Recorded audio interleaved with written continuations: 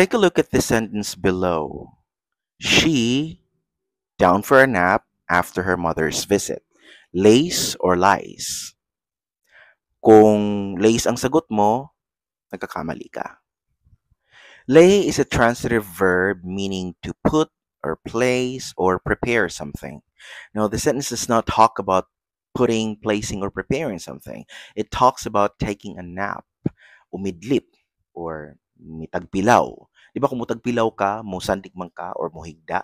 That is why the correct answer here is lies. She lies down for a nap after her mother's visit. Lie means in a state of reclining, kanang musandig ka or muhigda. Example, lie down and go to sleep. Higda o katulog. Please lay the book on the table. Palihog ibutang ang libro sa lamesa.